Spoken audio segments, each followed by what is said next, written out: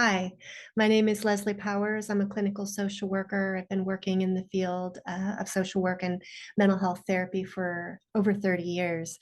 And this is my um, introductory foundational course called Alive and Thriving. My website is alivethrive.life, which is a blending of clinical social work concepts, psychology, and philosophy inspired by natural law concepts and principles. So this is part one that I'll be introducing, and there'll be multiple parts that follow up on the one previous. So I'm going to pull up my screen share here and start my presentation. All right. So, alive and thriving, awaken your true potential by taking responsibility for your personal psychology, lifestyle choices, and holistic health. Claim your sovereign freedom and free your soul as you are guided by natural law and right moral action. So, who is this presentation for? People who are on the path of awakening, who want personal development and healing, who seek true freedom and are willing to claim personal responsibility. People who value the truth, truth seekers, and are willing to admit when they're wrong, because we have all been fed lies and have worldviews and thoughts that are inaccurate. This is for people who care about the earth and other living beings, all sentient beings. We all want a better world, and this material also requires an open mind and people who are willing to do the work of personal transformation. If you're going to take away from this presentation that which I seek and wish for you. Is also the material involves a certain emotional and mental stability to have enough of that stability to handle being triggered, to be able to self-reflect and do shadow work. So if these qualities are not true about you, consider coming back later if and when you are ready. So why am I writing this? This overview is intended to address the resistance that people have for change, which results in the enslavement of our whole humanity. It is meant to empower and to free you. The path of self-inquiry, personal healing, and holistic wellness are essential for us to overcome the forces of evil and chaos which currently dominate the world. Additionally, we need to recognize that there is such a thing as actual truth, and that if we live by principles of natural law, or what we might call cosmic law or God's law, that we will be guided towards a peaceful and harmonious society. Natural law principles guide moral behavior, and moral behavior creates a peaceful society. This is a guide to help people face and break down the factors that block their growth and personal potential. This guide integrates philosophy with personal and social psychology. This overview invites you to do the necessary inner healing and shadow work that can integrate your consciousness, free you from the confines of mind control or social engineering, and bring you to the experience of true freedom and social harmony. By developing inner mastery or inner monarchy, we become less vulnerable to external monarchy, mind control, and social propaganda meant to make us subservient to self-serving agendas. If we are not conscious, we may not even know that that is happening. I'm writing this because I care about humanity, the earth which supports us, the quality of our lives, and the freedom of future generations. And I care about the truth. The real problem is human acquiescence to our own enslavement, a quote by David Icke. This meme says, the human tendency is to believe anything that comforts and deny what discomforts so that unpleasant truths are simply ignored. People put their heads in the sand, and therefore we become enslaved due to not facing the truth, not facing the issues that lead to this ever encroaching enslavement of our freedom. The symptoms are many and are represented by these various photos and pictures, right? People are not coping well with their stress and turning to substances, pills, addiction. There's a ever increasing amount of depression and anxiety. going on in our population. People are out for a good time, to just escape and just to feel good, to follow their pleasure, so to speak, without real moral guidance, moral compass. People are on ever increasing amounts of medications, prescribed pharmaceuticals and psychotropic meds. People are following, advice that's not based on reality and becoming subservient to malevolent agendas, honestly.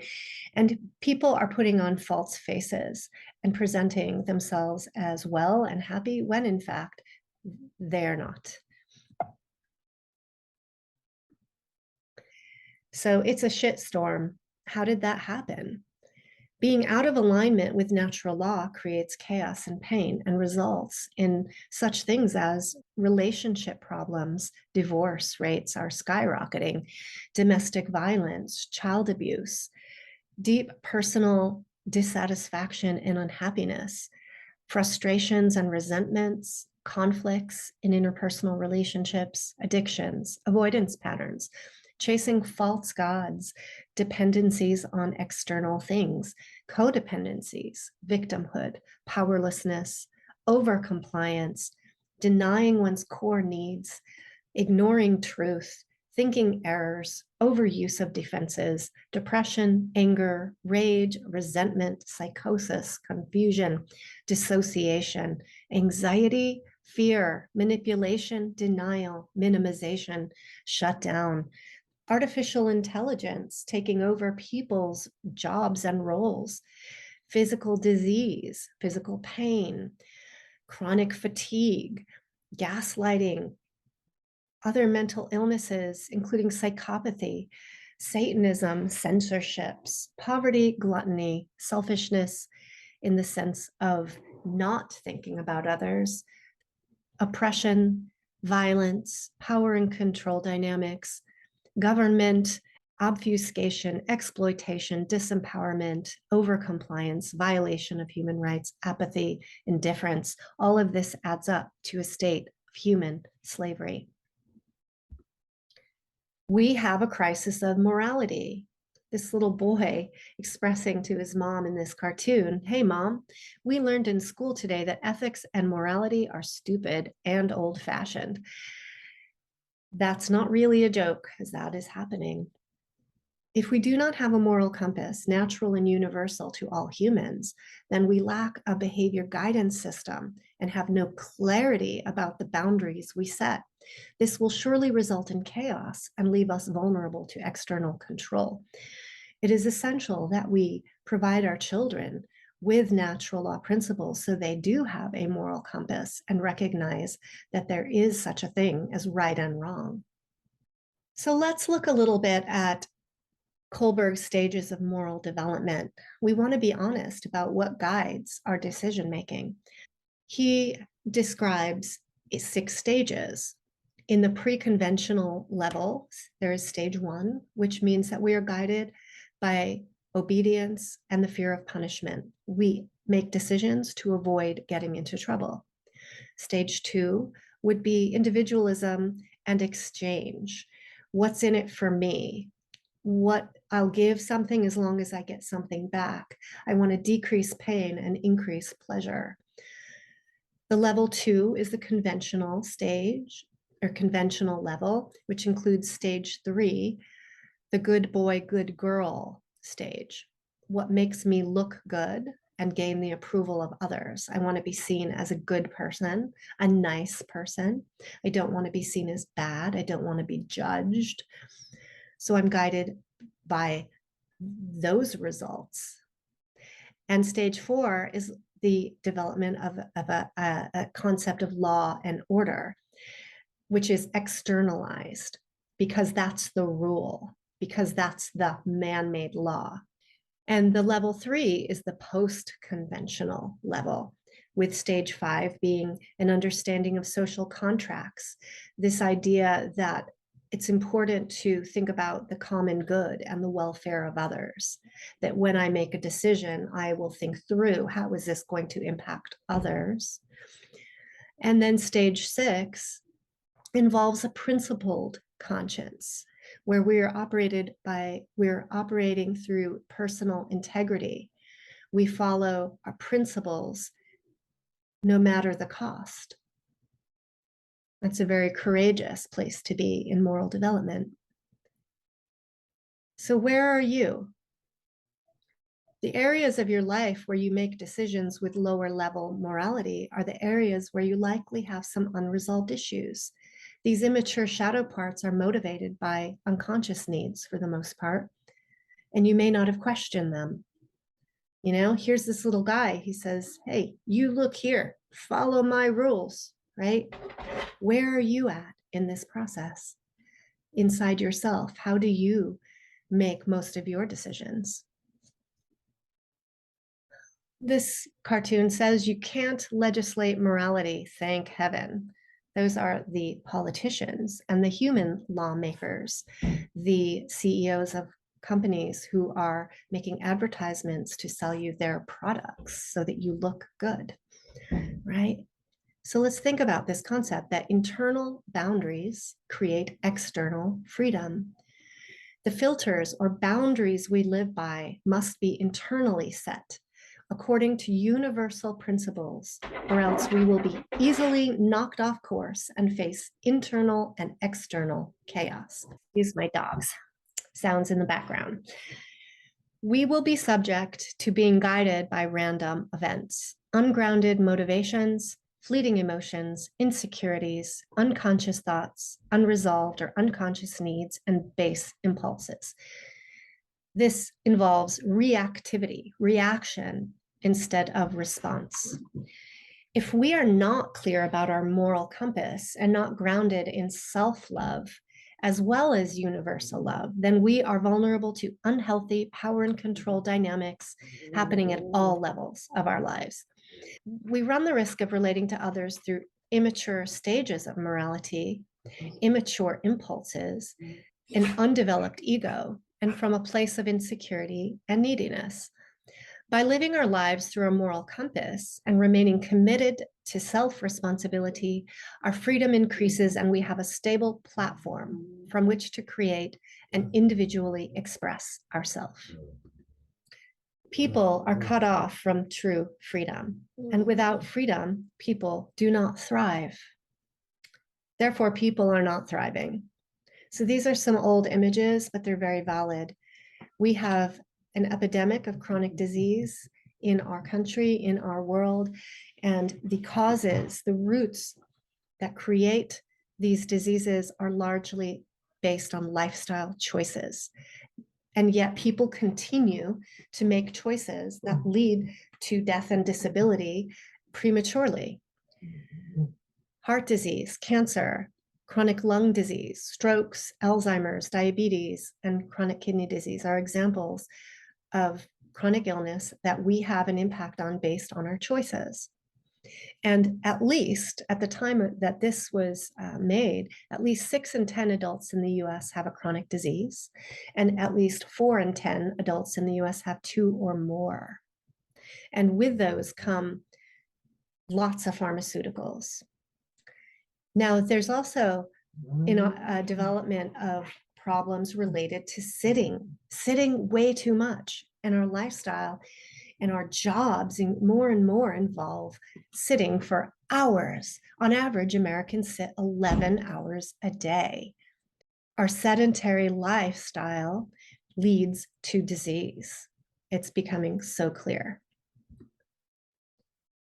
Jiddu Krishnamurti once said, "It is no measure of health to be well adjusted to a profoundly sick society."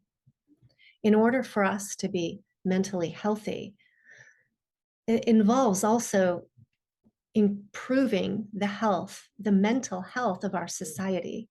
When we are in a sick society, we cannot help but take on some of that residue of unhealthiness. And without consciousness, we are just merging with that. This is about identifying how can we move out of that dysfunction into true mental health. And this inevitably will include caring about our society and doing things about it. Fish don't know they're in a tank. Fish don't know they're in water. And they certainly don't have, for the most part, the awareness that they're being captive. Our personal consciousness and perceptions of happiness are shaped by our society and patterns of culture and the information and experiences we encounter. We often don't realize how closely this is all intertwined.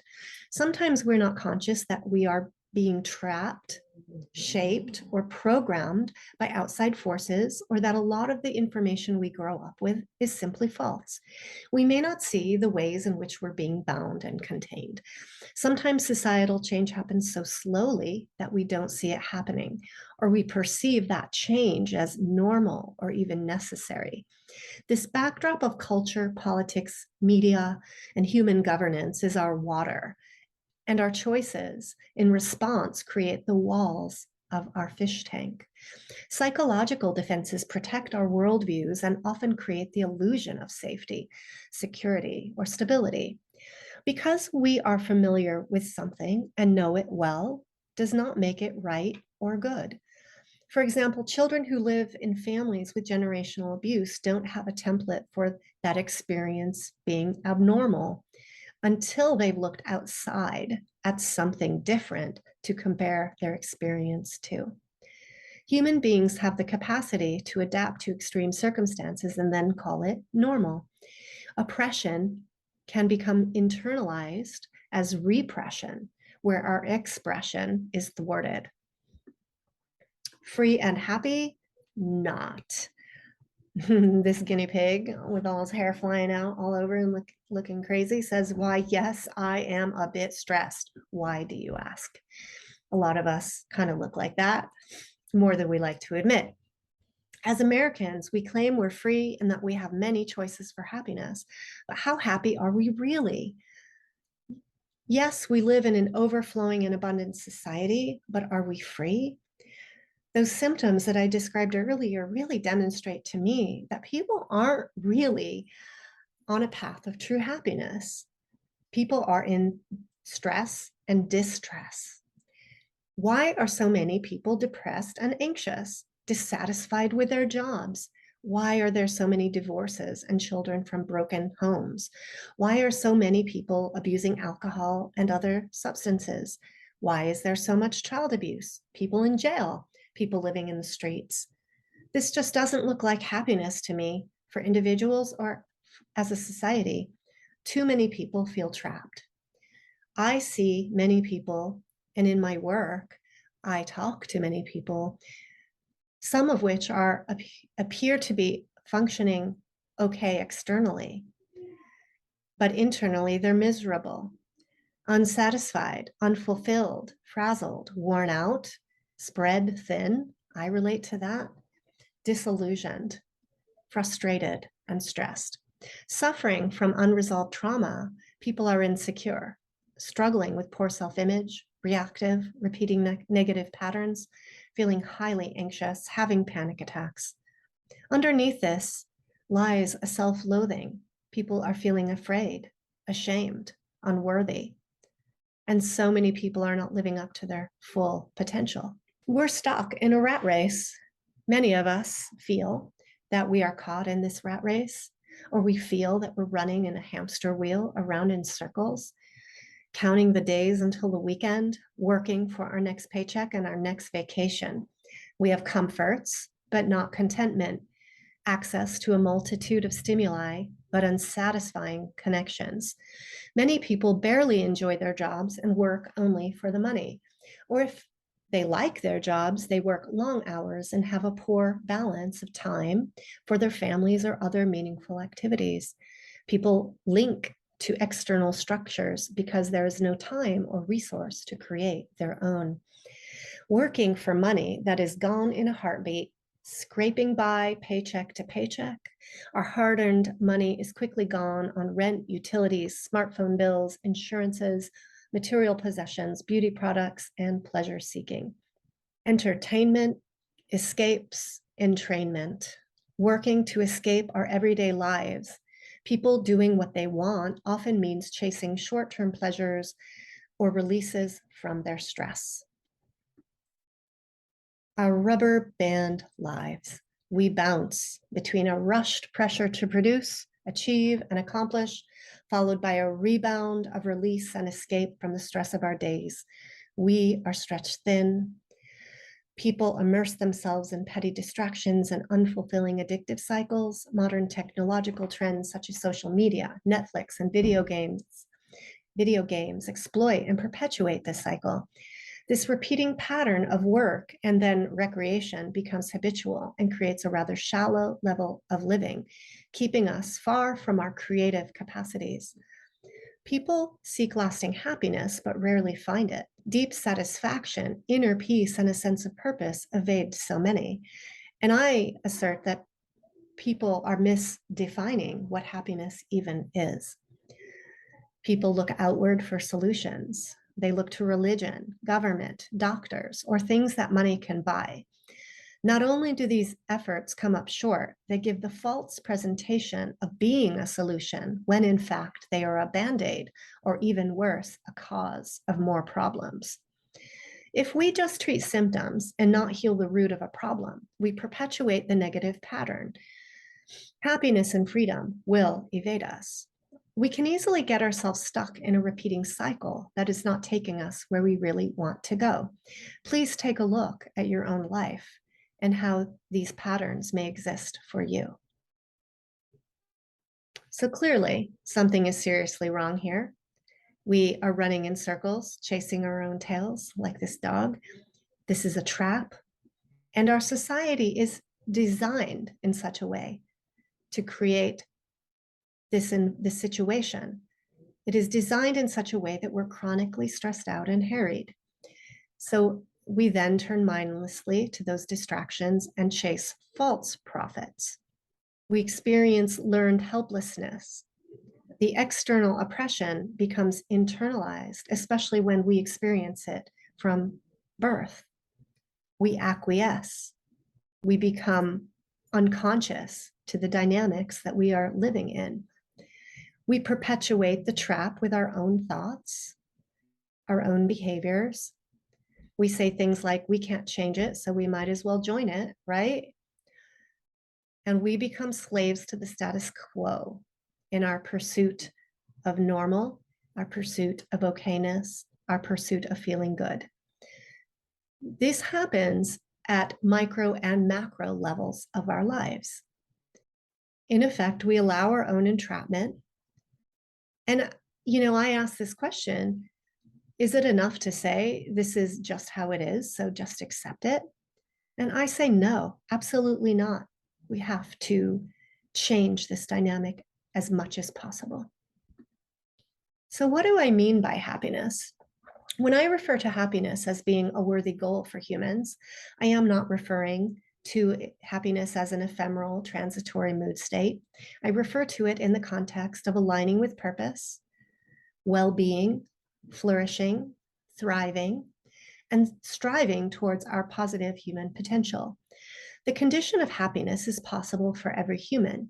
To be happy in life, one must experience the full spectrum of human emotion, which includes feeling states such as enjoyment, sadness, fear, anger, and disgust in all their ranges. John Lennon once said, "When I was 5 years old, my mother always told me that happiness was the key to life. When I went to school, they asked me what I wanted to be when I grew up. I wrote down happy. They told me I didn't understand the assignment, and I told them they didn't understand life." We are taught to pursue money-making pursuits rather than to value a state of consciousness such as happiness created by truth, freedom, and love. I have a presentation called Real Happiness, What It Is, and Why It's So Important to Cultivate as we do the one great work that you can find on my website, alivethrive.life, or on the One Great Work Network to learn more about the concepts of happiness. So thriving is living up to our creative potential. Thriving is being whole, living with the freedom to fully express our unique selves without coercion, oppression, or violence. Thriving is being empowered. This image is one representation of the different differences in our state of being, from being in crisis to struggling to surviving to thriving. And I'll just share a little bit from this. To be in crisis is a state of feeling in danger, feeling at risk with fears that you may not survive this. There's a physiological reaction in your body to that state. It's a disabling distress and can lead to loss of function, can lead to panic attacks, nightmares, flashbacks, inability to sleep, intrusive thoughts, thoughts of self-harm or suicide, becoming easily enraged or aggressive, making careless mistakes, not being able to focus, feeling numb, lost, or out of control within oneself and one's behavior. Often it results in withdrawing from relationships or over dependencies on relationship, or dependence on substances, food, or other numbing activities to cope. Stepping up in functioning is struggling, where a lot of people live, kind of like, oh, this is really hard. I can't keep this up. How much longer can I do this?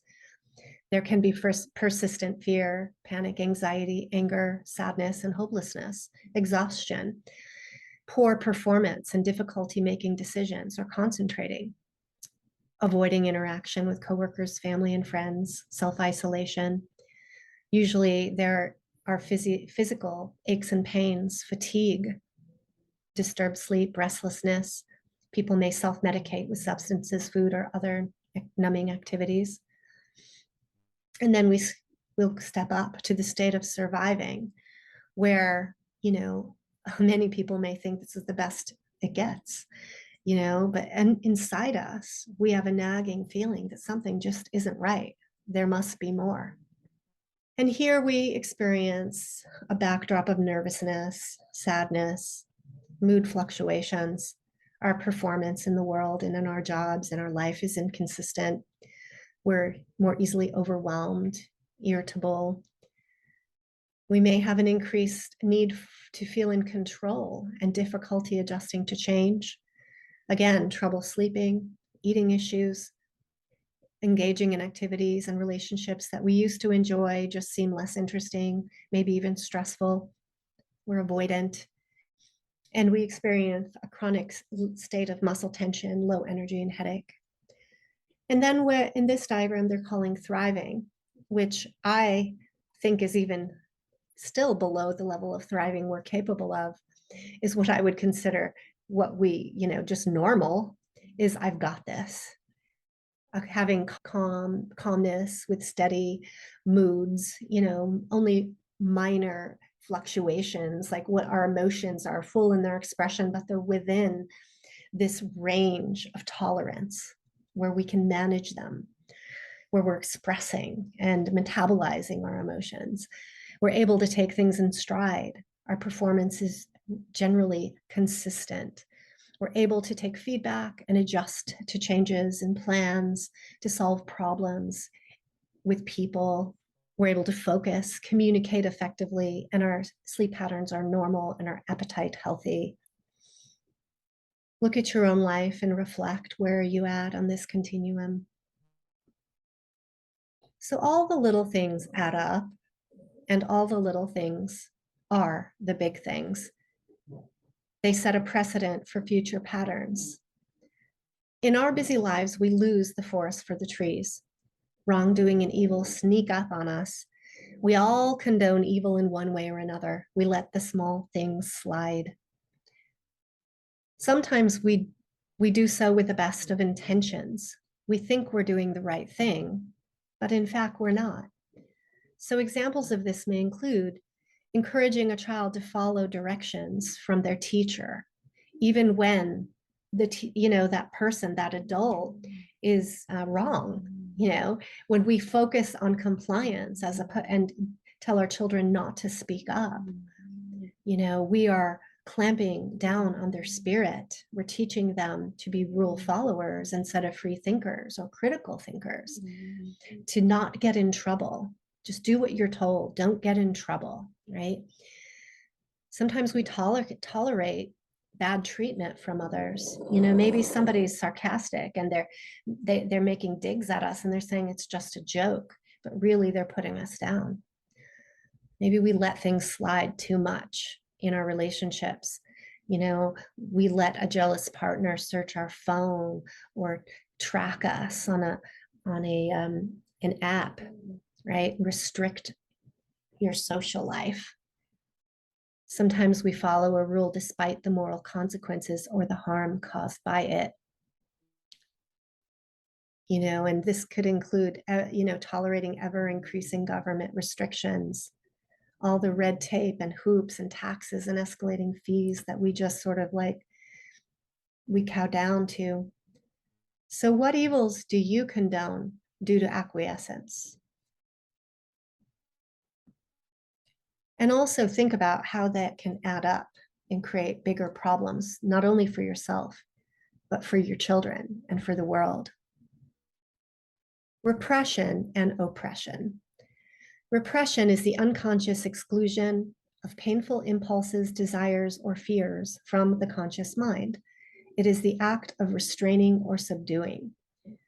Oppression is arbitrary and cruel exercise of power, the exercise of authority or power in a burdensome, cruel, or unjust manner. External oppression in our childhood can lead to internal repression. Repression is a psychological defense mechanism meant to protect ourselves from emotional pain or punishment. Additionally, we may continue to treat ourselves in the unkind ways of our oppressors, thus perpetuating the cruelty inflicted upon ourselves. We take on the role of oppressing both ourselves and others, where we become really hard and rigid with ourselves, expecting perfection, you know, giving undue criticism to ourselves for not being good enough. And then we let that, you know, roll onto how we treat others, our children, our spouses. So this cartoon here says, "We went home." It's a picture of a couple. "We went home. When the apartment door closed, I had a bizarre feeling." The wife says, "I was already sorry. I had suddenly become a married woman. I had conformed to society while I had always wanted to remain in the margins in my mind. A married woman wasn't like me. It required too many compromises I couldn't accept, but it was too late." So basically, not that marriage is bad, but she's saying for her, she denied herself. She knew something about herself, but she went against it to meet a social norm, which then, after she did it, she knew in herself that it was a mistake for her, and she felt trapped. And yet, as many people do, because they're seeking to do what, you know, you're supposed to do in life, right? You get married, you have kids, you have a job, you buy a house, you go on vacations, all this, right? You know, people live this out for years and years of their life, ignoring and burying and repressing their true hearts, their true self. So don't oppress yourself with negative self-talk or limiting beliefs. Don't repress your imagination or hope. Be open to looking at the ways you have been oppressed by external forces and how that impacted your internal psychology and how you have adopted beliefs, worldviews, and behaviors that continue to oppress yourself. And then the next step is looking at the consequences of that. So here's some more definitions of repression and synonyms around it. To oppress means to keep someone down by unjust force or authority. The concept of authority is actually illegitimate. To repress is to hold back. And suppression is a broader and more common term, meaning to put an end to inhibit, and to keep from being revealed. So we end up repressing experiences and emotions and thoughts, and then we suppress them. We suppress them from our awareness. We inhibit them from being revealed to us. That becomes the subconscious or unconscious. So there is inevitably a correspondence between internal and external states. When we suppress emotions of feeling, say, powerless, they may come out in external states of oppressing others, being the bully, for example. And this can happen on the playground as a child and then continue on in that person's internal psychology into their adulthood, where they may take on jobs or roles in life where they continue this power dynamic of oppressing others, whether it be through, say, domestic violence, or jobs where they get to exert control against others. External conditions of government, economic systems, belief in authority, manufactured hierarchies, and bureaucracies all create compartmentalization and confusion. The oppression operates at all levels of our lives, from within our own minds to our global condition. As above, so below, as within, so without. Our own minds often mirror that which is around us. Our own minds become compartmentalized like the external conditions. In order to function in the world, we have to compartmentalize our psychology, our minds, our thoughts, our needs, in order to do what we need to do to survive and to be judged well in society. And through this, we fall into willful ignorance.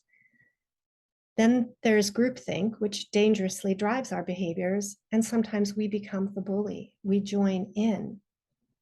We're so busy that there's no time to question or examine these issues on all sides. Our minds are so powerful that we can convince ourselves of untruths in order to adapt, avoid conflict, and seek perceived peace. This allows us to tolerate and even justify oppressive situations. We may say it's for our own good. We betray ourselves, sometimes without intending to. We conspire with circumstances to perpetuate our own entanglement. We consent. We allow our victimhood. What is groupthink?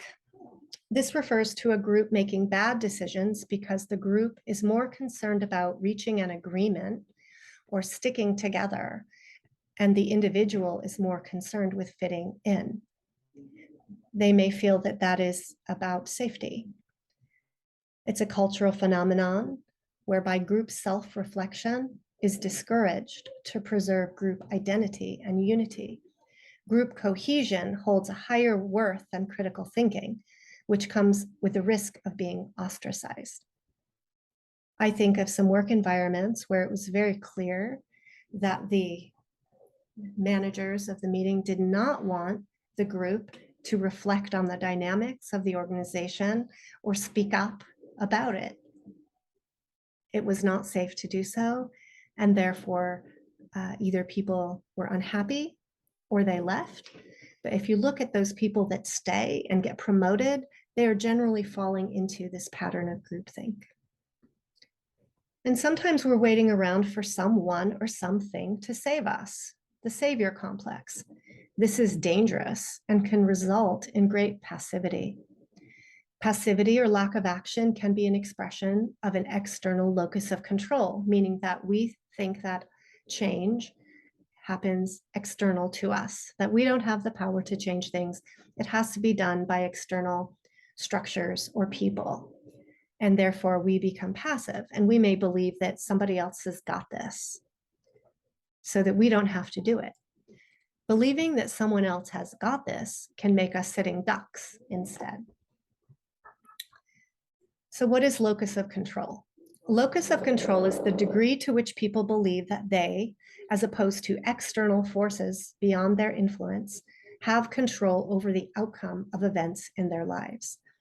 Internal locus of control is a belief that one can control one's own life and that events in their life derive primarily from their own actions. External locus of control is a belief that life is controlled by outside factors, which the person cannot influence or control, or that chance or fate controls their lives.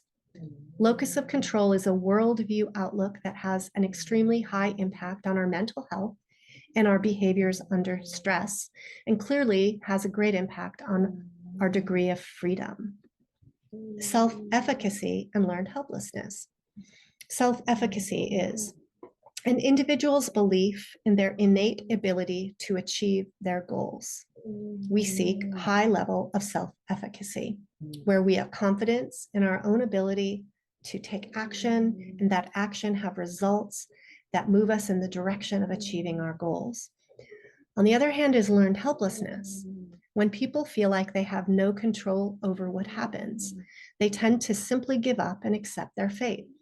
The term was coined from animal psychology. When an animal was repeatedly subjected to aversive stimuli that it could no longer escape, eventually the animal stopped trying to avoid the stimuli and acted helpless to change the situation. This giving up persisted even after presented with opportunities to escape. The same dynamic can be applied to situations involving humans. When people feel that they have no control over a situation, they may behave in a helpless manner and give up trying to change it, even when the solution is in front of them. It is a deliberate ignorance of contradictions that are right in front of them. So look at yourself and ask yourself where you may be operating from a state of learned helplessness. And how robust is your self-efficacy? People who seek power through controlling others attain positions where they can act out that power. Your best interest is usually not the priority, even if they say it is. People who attempt to control others, such as politicians, teachers, principals, law enforcement, etc. People who attempt to control others through coercion, rulemaking, arbitrary rulemaking, and laws have agendas, conscious or unconscious, that have nothing to do with you or your well-being. So it's an illusion to think that they are looking out for you. People who follow rules blindly are often acting immorally and putting others in potential danger, even when their intentions are good. When you call them a good person, they're really not necessarily doing good things by following along. So I put an example here of, police guarding discarded food. We have epidemics of homelessness. Think of how ridiculous it is, how much good food is thrown away because it was not purchased by an expiration date, or it wasn't eaten, in a restaurant. And yet, when you suggest that that food be donated or given to homeless people, hungry people, often the answer is, oh no, we can't do that. It's against the law. There's a rule against that. And it's thrown away and lost and wasted. And in this picture, there's this ridiculous example of police actually guarding the discarded food to prevent people from eating it. So rule following can be harmful. Oppressive rules and laws wrongly steal freedoms from all of us. This cartoon says, remember the golden rule. We must all live by the golden rule, says the king up in his safe little turret in his kingdom. And down below, one guy says, what the heck is the golden rule? And the musician playing says, whoever has the gold makes the rules. Unfortunately, that has become the golden rule that is dominating in our world. Human-made laws change and morph over time and place, and at the whim of legislators. They are often arbitrary and inconsistent. Man's law is based on dogmatic beliefs, are complied with due to fear of punishment much of the time, and can be morally wrong. The negative results of rule following include the loss of rights, the loss of critical thinking skills, dumbing down, corruption, tyranny, socialism, fascism, communism, in short, slavery. Ask yourself, whose rules are you following?